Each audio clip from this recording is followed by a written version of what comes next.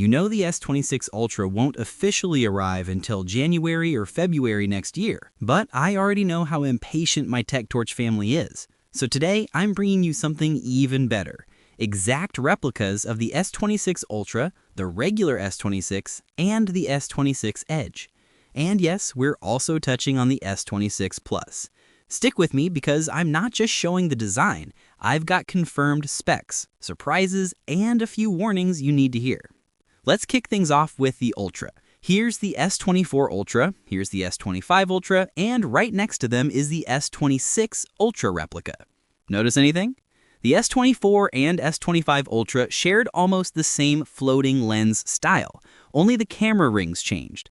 But the S26 Ultra steps away from that entirely with a brand new pill-shaped camera island, similar to what Samsung tried earlier on the S25 Edge. Now, it's not a huge design revolution, but it's definitely enough that your cinematographers won't mix them up, like they did with the S24 and S25 Ultra. Beyond that, the corners are noticeably more rounded than last year. And this curve change might even affect the S Pen. Since the top might be rounded too, inserting it will require more precision. Samsung isn't making it wrong, just stricter. The S26 Ultra will also be slightly wider, a bit taller, and even slimmer than before. One small detail you should watch out for is the SIM tray. The ejector pin slot may shift closer to the microphone, making two tiny holes sit almost side by side. Many people will poke the wrong one, guaranteed. Still, those tiny hardware tweaks shape the S26 Ultra into something cleaner and more refined. But the real excitement? The display. This year, Samsung is using the M14 panel, the very same one iQOO adopted, which we already tested. And trust me, it's the sharpest, brightest, and most fluid smartphone screen right now. I'm really hoping Samsung finally switches to true 10-bit color because Dolby Vision on this panel would be unreal. It's a display meant for serious content lovers. Samsung is also introducing something they kept exclusive for themselves, privacy display support. It hides your screen from people sitting beside you, similar to privacy screen protectors, but built directly into the system. It'll be interesting to see how Samsung handles this feature natively.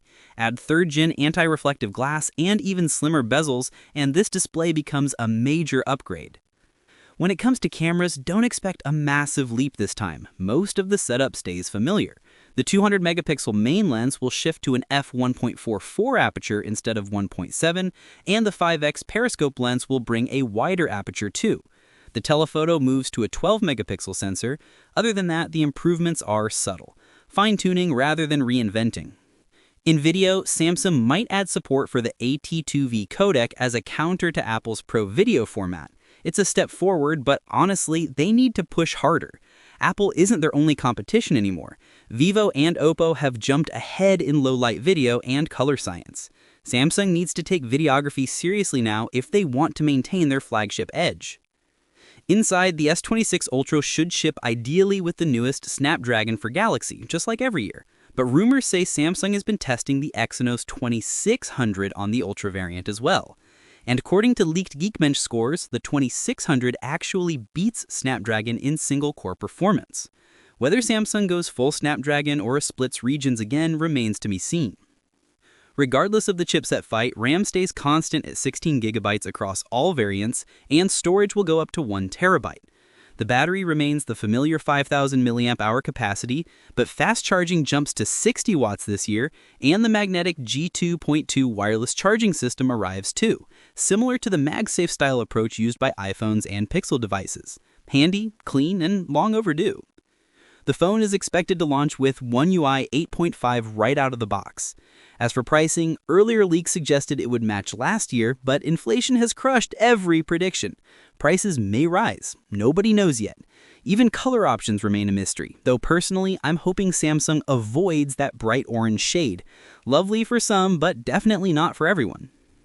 Now that we've covered the Ultra, let's shift to the base. Visually, it follows the same design logic, a pill-shaped camera island, smoother corners, and the SIM ejector hole moved near the mic. It's slimmer, just 6.9mm thick, and the display grows a little to 6.27 inches. The brightness also gets a small boost, giving the base model a more premium feel. Camera-wise, the S26 doesn't bring a dramatic overhaul.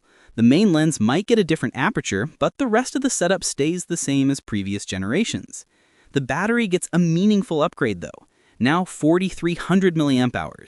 Unfortunately, charging speed remains stuck at 25 watts.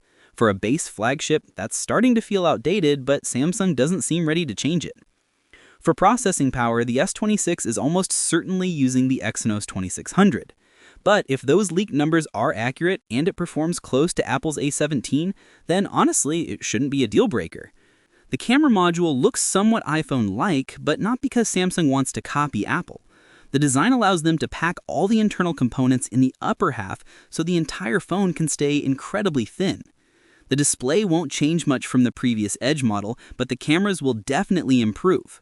The S26 Edge will use the same 200-megapixel primary sensor as the Ultra, and the ultra-wide lens jumps to a much stronger 50 megapixels. For performance, Samsung is choosing the Snapdragon 82 instead of an Exynos chip. That's a smart, calculated move. People trust Snapdragon more, and Samsung knows this model needs a sales boost after last year's struggle.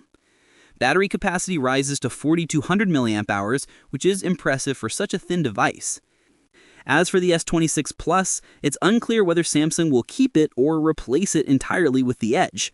Most of its features will mirror the S25 base model, only the display size, battery size, and charging speeds will differ. That wraps up all models: S26, S26 Ultra, and S26 Edge. Personally, I hope Samsung becomes more aggressive with cameras and battery tech because the competition is not slowing down.